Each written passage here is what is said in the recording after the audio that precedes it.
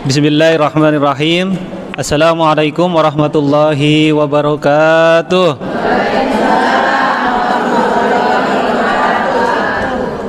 Alhamdulillahi rabbil alamin.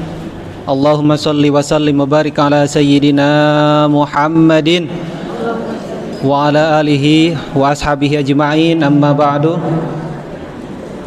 Qalu subhanaka la ilma lana illa ma 'allamtana innaka antal alimul hakim. Qala rabbi shrah li sadri wa yassir li amri wahlul 'uqdatam min lisani yafqahu qawli. Allahumma inna nas'aluka ilman nafi'a wa rizqan tayyiba wa amalan mutaqabbala.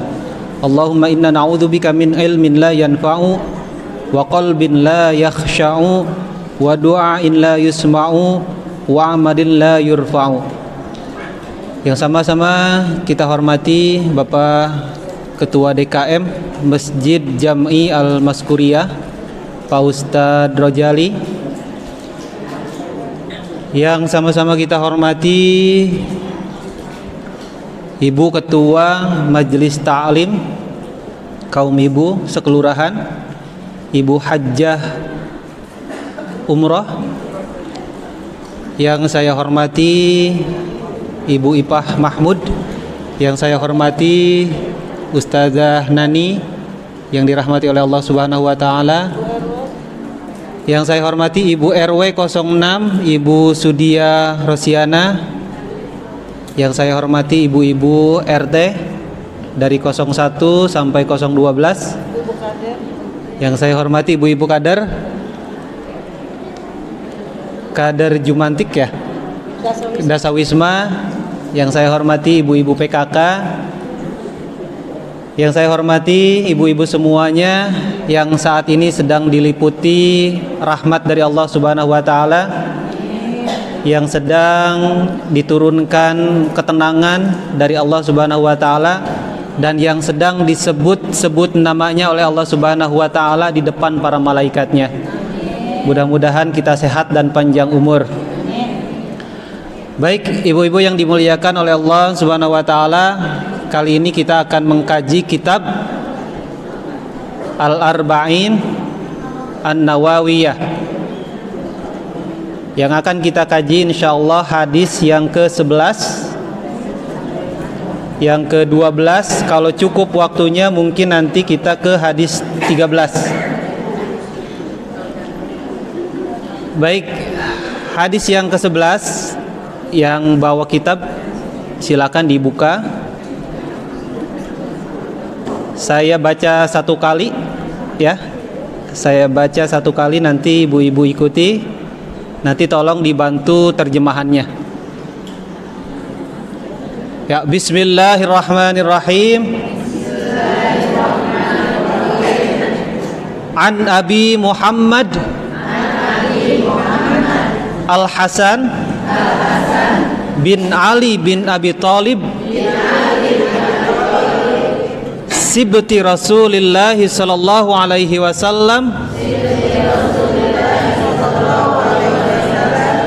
wa raihanatihi qala hafidtu min Rasulillah sallallahu alaihi wasallam da ma yaribuka ila ma yaribuka. Rawahu at-Tirmidzi wan Nasa'i wa qala at-Tirmidzi hadza haditsun hasanun sahihun.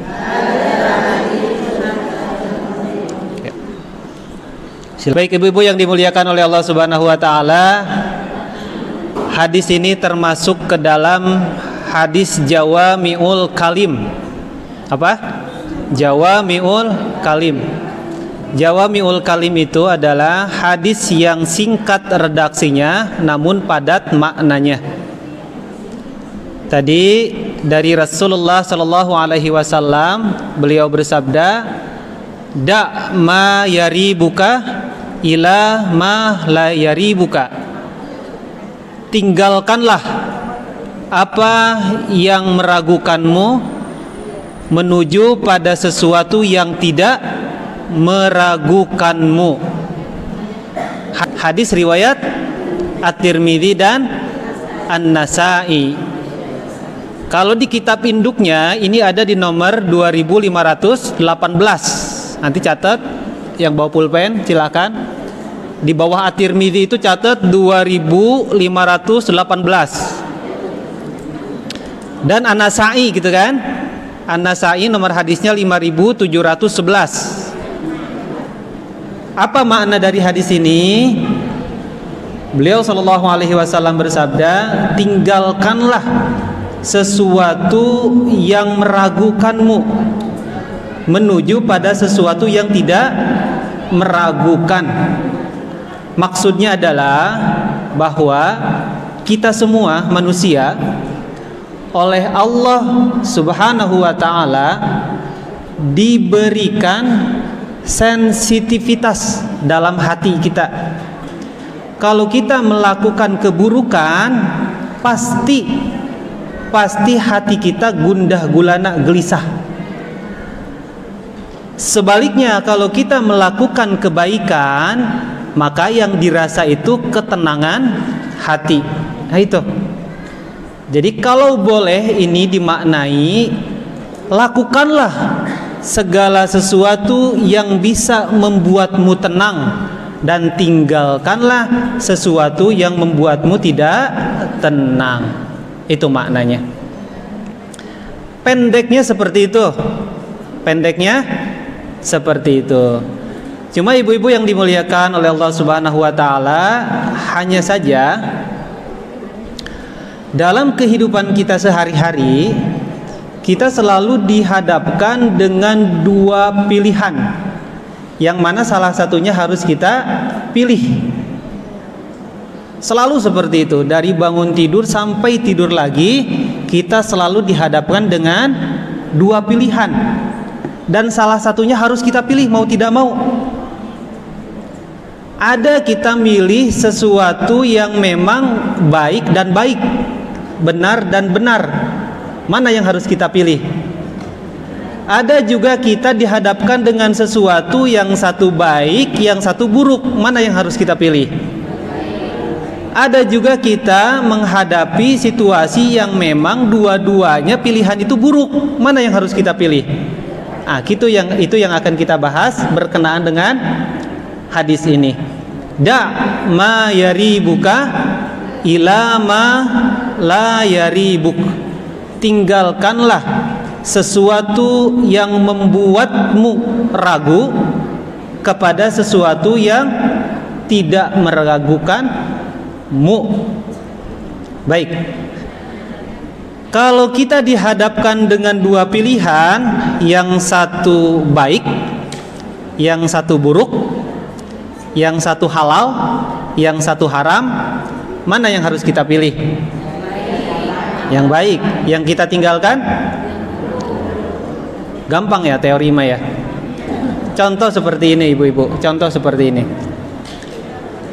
Ada seseorang datang ke rumah kita. Seseorang ini bawa dua tentengan tas. Dua tentengan tas, kantong kresek lah gitu. Dua-duanya warnanya sama hitam. Di dalam kantong kresek ini, yang satu isinya kue kecil, rasanya nggak enak. Yang satu lagi kuehnya besar, rasanya enak, dari merek terkenal gitu. Dikasih ke kita tuh. Orang ini ngasih ke kita, ibu, ini ada dua tentengan. Ada dua tentengan. Nah, ini yang satu yang kecil buat ibu, yang satu yang besar kuehnya tolong kasih ke tetangga ibu. Ya kan? Itu kita dihadapkan dua posisi yang memang ada halal, ada haram. Yang halal buat kita mana? Kue kecil yang gak enak. Yang buat tetangga? Yang besar yang enak.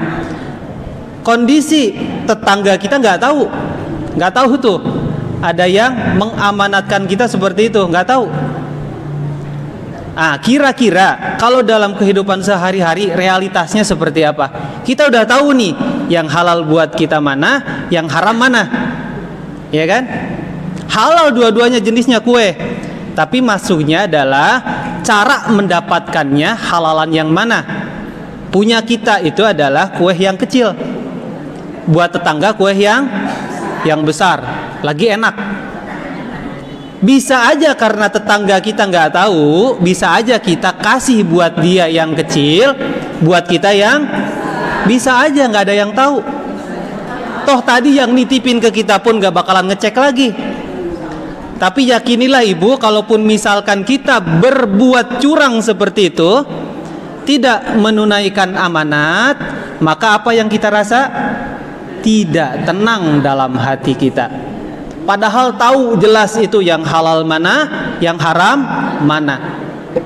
Ngomong tadi, buat kita kan yang kecil, yang gak enak. Iya, teori mah gampang, tapi pada prakteknya susah.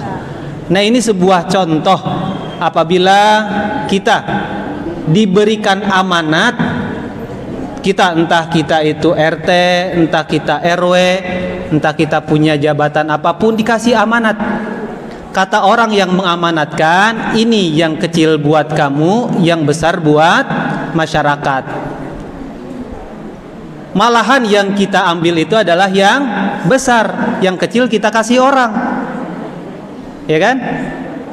Nah, tentunya hadis ini adalah ada kaitannya dengan hadis yang nomor 6 yang kemarin kita sudah bahas. Apa hadis yang ke-6? Innal halala bayyinun wa innal harama bayyinun wa bainahuma umurun mushtabihatun la ya'lamuhunna katsirun minan nas. Sesungguhnya yang halal itu jelas, yang haram itu jelas. Maka dari itu maksud hadis ini adalah ambil yang membuat dirimu tenang dan tinggalkan yang tidak membuat hatimu tenang. Itu kalau kita dihadapkan dengan sesuatu yang baik, sesuatu yang buruk, sejelas itu saja kita susah itu milihnya.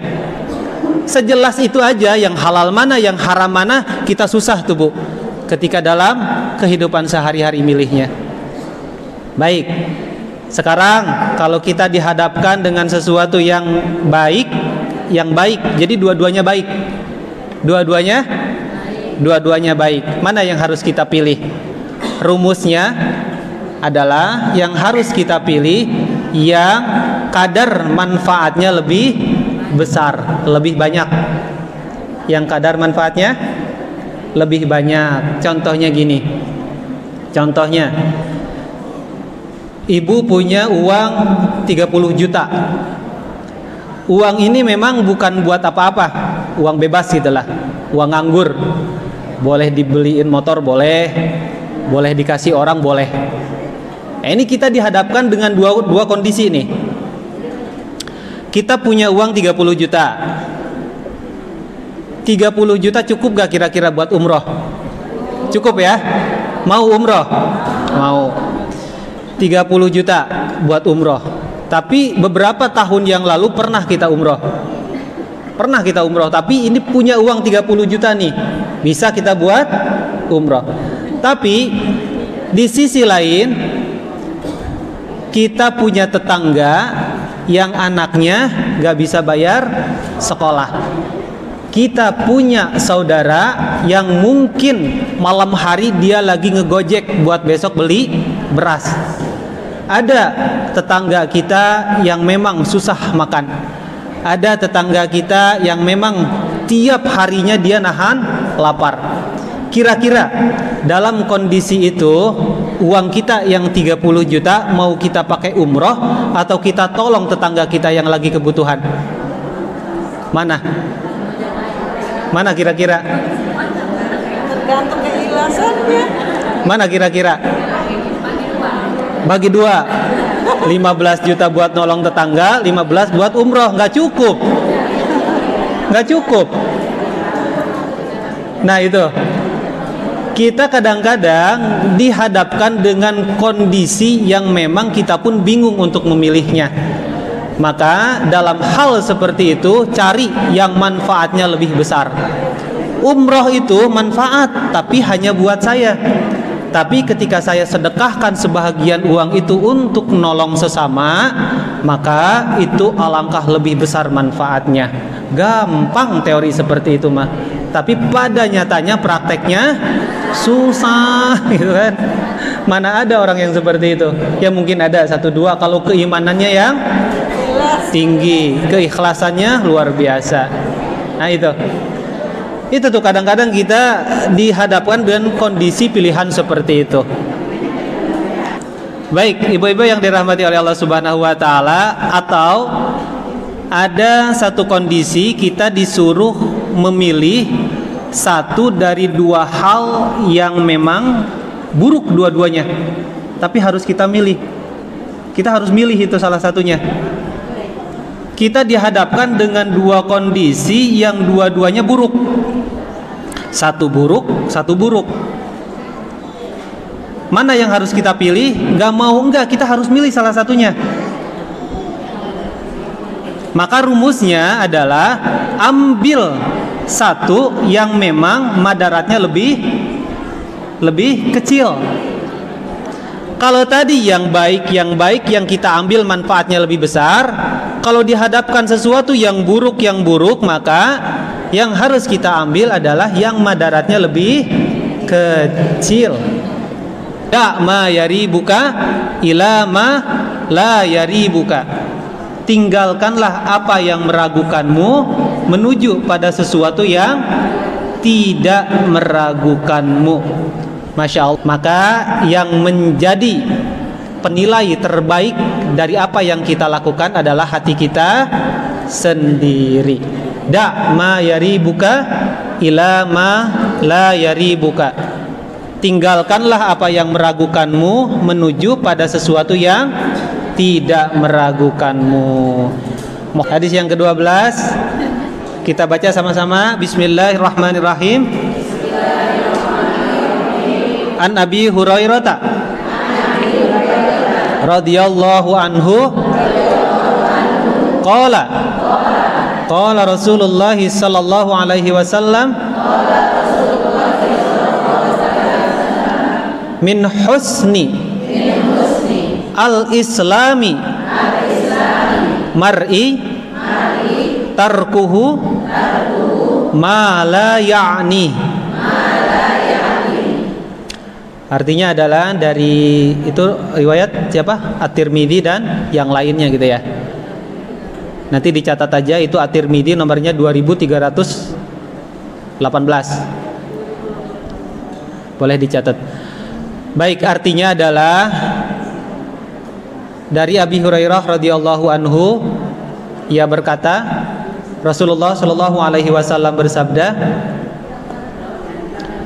di antara tanda sempurna keislaman seseorang adalah dia meninggalkan yang tidak manfaat bagi dirinya.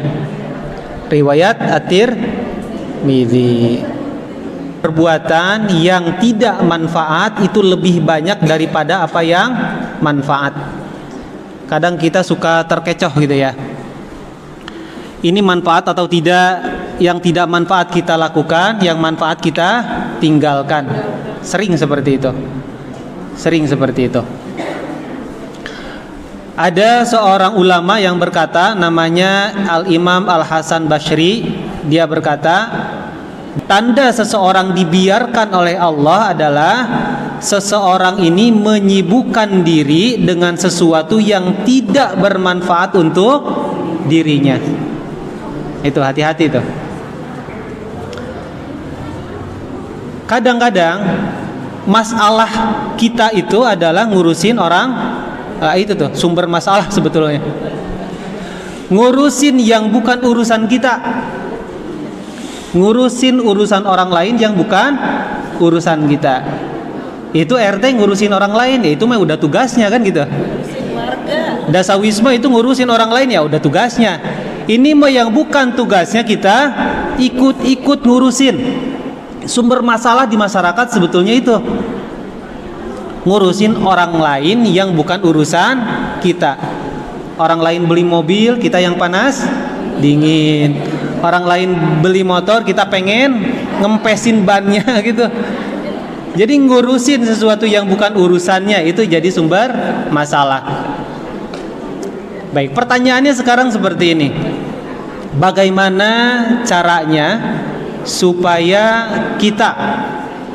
kita melakukan yang manfaat-manfaat saja? Kan gitu ya? Halo Bu? Iya. Bagaimana caranya supaya kita melakukan hanya sesuatu yang manfaat saja? Kurangin bicara yang kurang manfaat. Udah itu. Kurangin bicara yang kurang manfaat. Rasulullah Shallallahu Alaihi Wasallam pernah bersabda, semua perkataan mengandung dosa kecuali 3 hal. Yang pertama amar ma'ruf, yang kedua nahi mungkar, yang ketiga zikrullah. Amar ma'ruf itu apa? Amar ma'ruf itu adalah mengajak orang lain pada kebaikan. Kayak ngaji gini lah. Ini amar ma'ruf. Atau ibu ngajak orang lain ngaji, itu amar ma'ruf. Yang kedua nahi mungkar. Nahi mungkar yang paling bisa dilakukan di sini adalah oleh RT, oleh RW. Misalkan pasang plang di beberapa taman-taman yang ada di sini, plang gitu ya. Dilarang pacaran. Nah itu. Nah ini merupakan upaya nahi mungkar yang hanya bisa dilakukan adalah oleh penguasa daerah situ. Nah yang kedua nih. Yang ketiga adalah apa tadi yang ketiga? Zikrullah. Zikir kepada Allah Subhanahu wa ta'ala. Baik, ada sebuah penelitian, saya juga katanya ini, tapi insya Allah ilmiah. Jadi Bu, penelitian itu mengatakan bahwa jatah kata-kata termasuk verbal ataupun non-verbal, komunikasi yang diucapkan oleh seseorang laki-laki, rata-rata itu laki-laki mengeluarkan kata-katanya dalam sehari 7.000 kata rata-ratanya. Berapa? 7.000 kata. Kalau laki-laki yang cerewet itu sampai 9.000 kata keluar kata-katanya itu. Sampai 9.000. Kalau laki-laki yang pendiam laki-lakinya model saya gitu ya, pendiam. Itu hanya 5.000 kata per hari. Ya, kata itu seperti ini, saya, kamu, Anda, bagaimana, itu 5.000 yang terlontar dalam sehari. Itu buat laki-laki tuh. Nah gimana kalau perempuan? Perempuan Bu, perempuan nih, rata-rata kata-kata yang dilontarkan untuk komunikasi oleh perempuan adalah rata-ratanya 20.000 kata. 20.000 kata tuh. Makanya jangan heran kalaupun misalkan suami ibu ngomongnya 1 kata, ibu balasnya dengan 100 kata, kan gitu.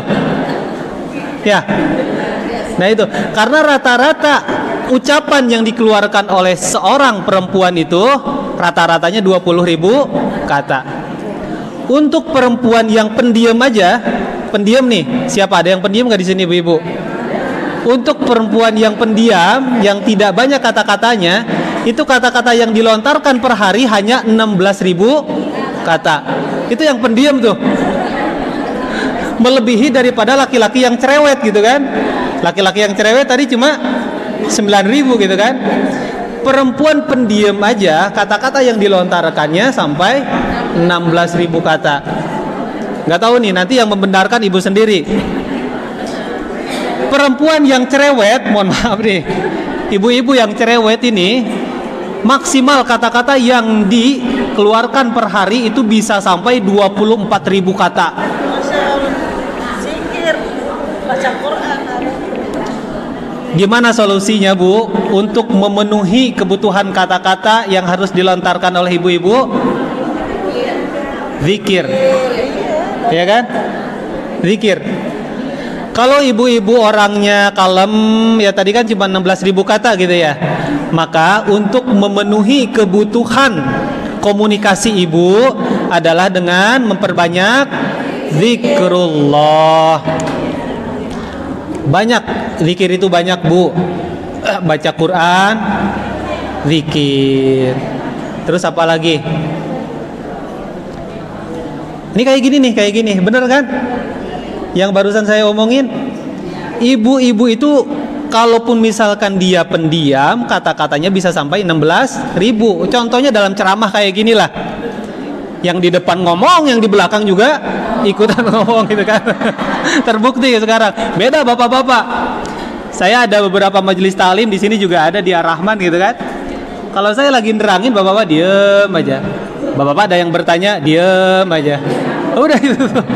Udah habis itu kata-katanya. Masya Allah. Sekali lagi, untuk memenuhi kebutuhan kata-kata ibu yang harus ibu lontarkan, penuhilah dengan zikrullah, dengan mengingat Allah Subhanahu wa ta'ala. Tahapan zikir yang paling tinggi itu adalah sholat sunnah. Yang kedua, baca Al-Quran. Yang ketiga, afdhalul dzikri la ilaha illallah, mengucapkan perbanyak zikir la ilaha illallah. Yang keempat adalah perbanyak sholawat. Yang kelima perbanyak istighfar. Yang keenam, yang ketujuh, yang kedelapan bisa subhanallah, alhamdulillah, Allahu akbar, bisa subhanallahi wa bihamdihi, subhanallahil adzim, bisa la haula wala quwata illa billah. Banyak silahkan itu. Baik. Bagaimana supaya kita tahu apa ini manfaat atau tidak? Maka tanyakan dulu. Sebelum kita melakukan itu, tanyakan dulu, ini manfaat atau tidak. Kalau manfaat, lakukan. Kalau tidak manfaat, tinggalkan. Beres. Ya. Kalau sesuatu ini salah, berarti nanti ada sesuatu yang tidak enak di dalam hati kita. Gitu ya. Kalau sesuatu yang kita kerjakan salah, pasti ada tidak enak dalam hati, nggak nyaman. Tapi kalau kita melakukan sesuatu yang manfaat, kita melakukan sesuatu yang benar, maka itu langsung efeknya dalam hati tenang. Gitu ya. Ibu tadi baca Yasin? Baca Yasin ya, sampai selesai ya. Dari Yasin sampai ayat yang terakhir. Setelah baca Yasin, apa yang ibu rasakan? Halo? Setelah baca Yasin ibu nih, apa yang ibu rasakan? Tenang ya, tenang. Padahal sebagian besar dari kita nggak tahu maknanya. Benar apa benar? Benar ya? Yasin wal Qur'anil Hakim innaka laminal mursalin ala siratim mustaqim. Tiba-tiba tenang dalam hati kita. Pas ditanya, "Emang tahu maknanya?" Enggak. Kan gitu. Nah, itulah luar biasanya Al-Qur'an. Al-Qur'an meskipun kita baca nggak paham isinya, itu membuat tenang ke dalam hati kita. Al-Quran itu kita baca nggak paham maknanya, itu ada ketenangan dalam hati. Apalagi kalau paham maknanya. Hadis yang ke-13, ya ikutin. Bismillahirrahmanirrahim. An Abi Hamzah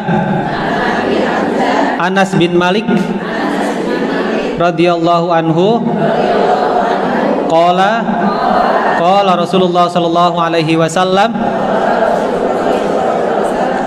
la yu'minu ahadukum hatta yuhibba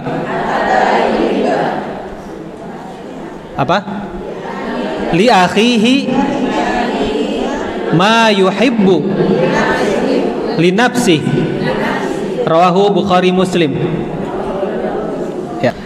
Rasulullah sallallahu alaihi wasallam bersabda, la yu'minu ahadukum hatta yuhibba li akhihi ma yuhibbu li nafsihi. Tidak beriman salah seorang di antara kalian hingga dia mencintai untuk saudaranya sesuatu apa yang ia cintai untuk dirinya sendiri. Maknanya gimana? Maknanya adalah singkat saja, kita berikan untuk saudara kita yang terbaik sebagaimana kita menginginkan itu. Maksud dari hadis ini adalah kita memberikan yang kita cintai kepada orang lain. Jadi kasihlah orang lain itu sesuatu yang memang kita cintai. Artinya memberikan mereka yang terbaik. Nah, itu maksudnya. Ya. Memberikan sesuatu yang kita cintai kepada orang lain.